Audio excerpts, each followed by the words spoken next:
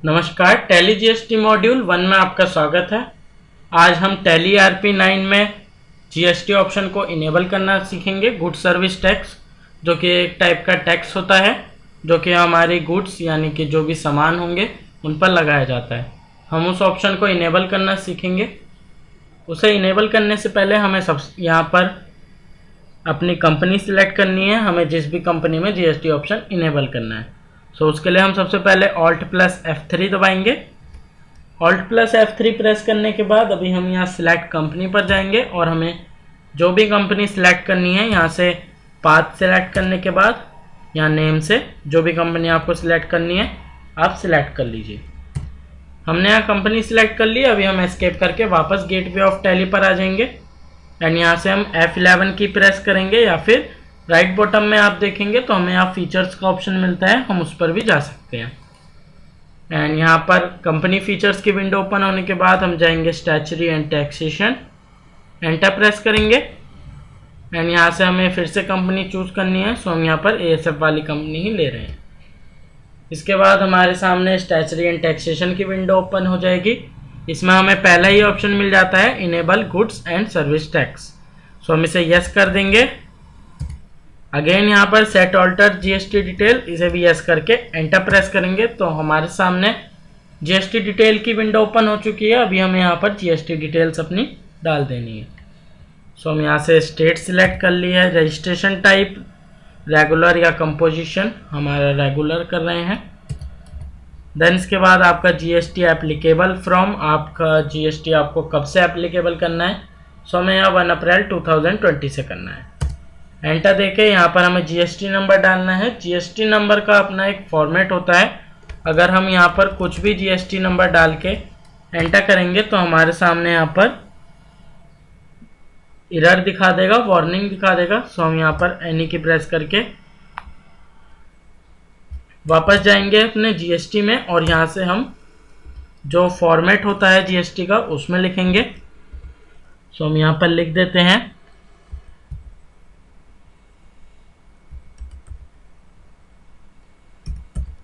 पहला जो हमारे 2 डिजिट्स होते हैं वो होते हैं हमारे स्टेट कोड, जो भी आपका स्टेट कोड है।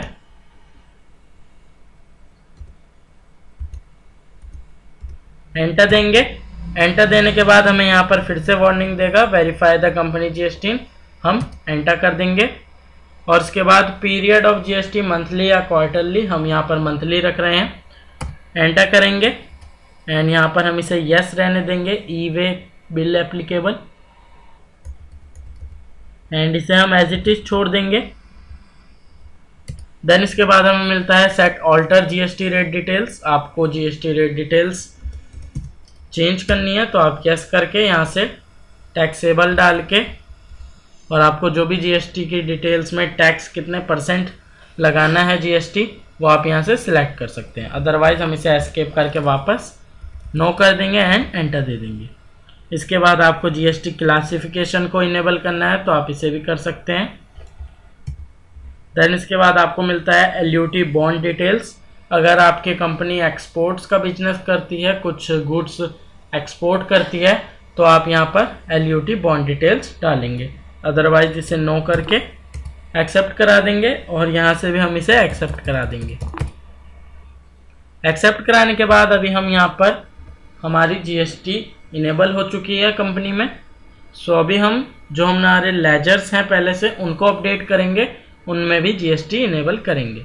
सो हम यहाँ से अकाउंट इन्फो में लेजर्स पे जाएंगे और ऑल्टर में जाएंगे। ऑल्टर की मदद से हम इसे अपडेट कर सकते हैं। तो आपको जिस भी कंपनी को अपडेट करना है आप उस पर एंटर क्लिक कीजिए एंड यहाँ पर आपको मिलेगा एंड में सेट ऑल्टर जीएसटी डिटेल्स। सो हम इसे यस कर देंगे, एंटर देंगे तो हमारे सामने अगेन जीएसटी डिटेल्स की विंडो ओपन हो चुकी है। सो हम इसमें regular, unregistered, consumer, composition, unknown 5 तरीके हमारे रजिस्ट्रेशन टाइप हैं, हम यहाँ से सिलेक्ट कर लेंगे।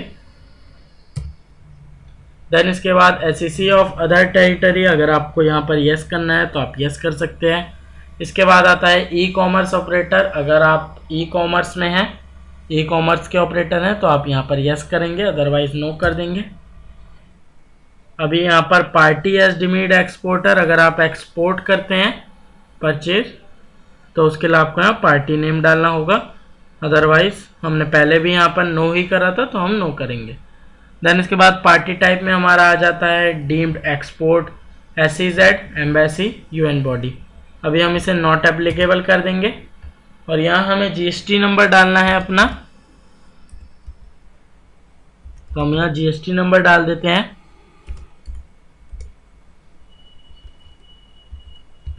जो कंपनी का GST नंबर होगा वो डालने के बाद आप यहाँ से एक्सेप्ट करा देंगे। तो यहाँ पर GST की डिटेल्स आप देख सकते हैं, यहाँ पर ये अपडेट हो चुकी हैं। एक्सेप्ट करा देंगे।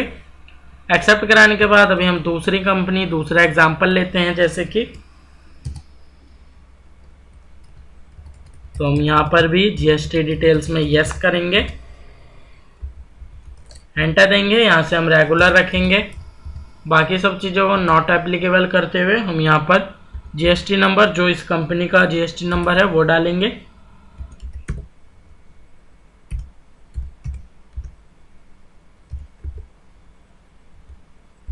एंटर करके एक्सेप्ट करा देंगे। सो हमारे यहाँ पर लेजर्स में GST डिटेल्स हमने अपडेट कर दिए हैं। अभी हम एस्केप करके बाहर आ जाते हैं। जैसे कि हमने ये अकाउंट इन्फो में करा, इसी तरीके से हम इन्वेंट्री इन्फो में भी कर सकते हैं। सो इन्वेंट्री इन्फो में जाइए और यहाँ पर हम stock group and stock item में GST डिटेल्स अपडेट करते हैं। सो जैसे कि हम स्टॉक ग्रुप में कर देंगे तो स्टॉक ऑटो में ऑटोमेटिकली हो जाएगी। अगर हम स्टॉक ग्रुप्स में यहाँ GST डिटेल्स अपडेट कर देते हैं, स्टॉक आइटम ऑलरेडी अपडेट हो जाएगा, ऑटोमेटिकली वो अपडेट हो जाएगा। यहाँ पर हम इसे GST डिटेल में यस करेंगे। इलेक्ट्रॉनिक्स, यहाँ से हम इसे टैक्सेबल डाल रहे हैं, टैक्सेबिलिटी में, और आपका जो भी यहाँ टैक्स आपको डालना होगा वो आप डाल देंगे।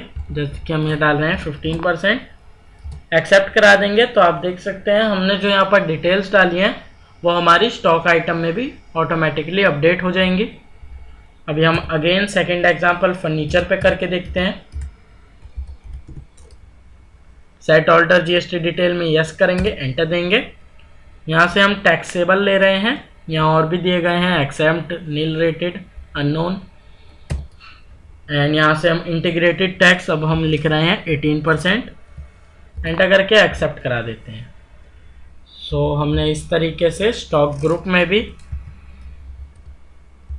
सभी चीज़ें यहाँ पर कर दी हैं। सो इस तरीके से हमारा यहाँ पर देख सकते हैं स्टॉक आइटम में भी यहाँ अब एप्लीकेबल आ चुका है, क्योंकि हमने स्टॉक ग्रुप में अपडेट कर दी थी।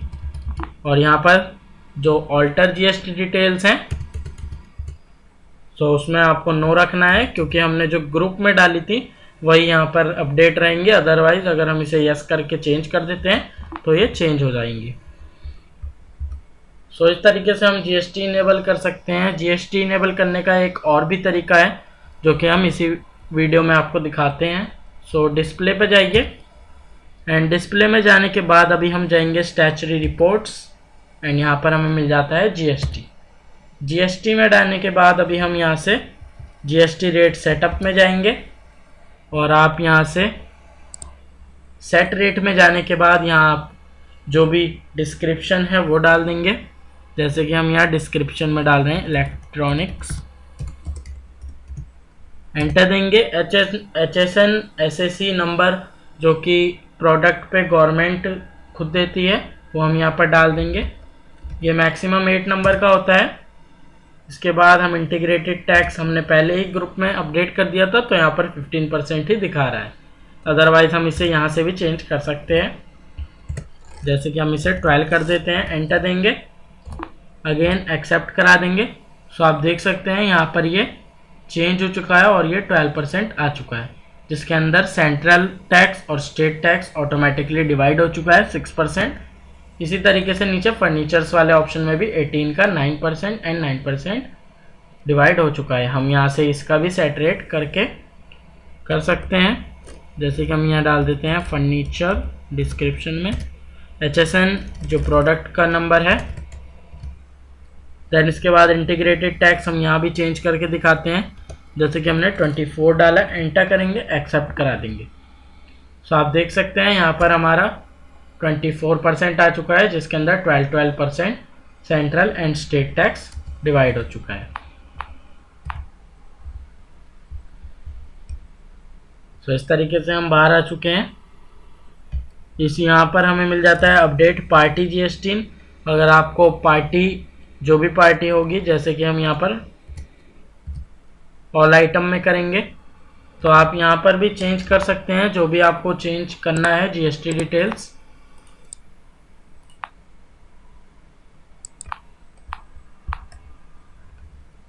तो हम यहाँ पर जैसे कि ले लेते हैं इलेक्ट्रॉनिक्स, लैपटॉप ले लेंगे। सो आप देख सकते हैं यहाँ पर हमारा लैपटॉप आ चुका है, जिसके अंदर हम रजिस्ट्रेशन टाइप जो भी आपको रखना होगा, एंड इसके बाद हमें जो ऑप्शन हमने पहले देखे थे वही ऑप्शन हम यहाँ पर भी देख रहे हैं, पार्टी टाइप। एंड इसके अलावा जीएसटी नंबर अगर आपको यहाँ चेंज करना है तो आप चेंज कर सकते हैं।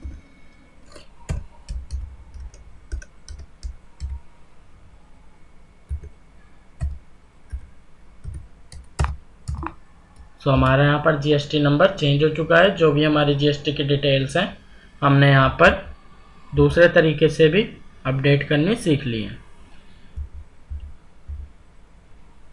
सो ये था हमारा इनेबल जीएसटी। हमने आज जीएसटी इनेबल करना सीखा, टैली ERP9 की कंपनी को जीएसटी कंपनी में कन्वर्ट करना सीखा।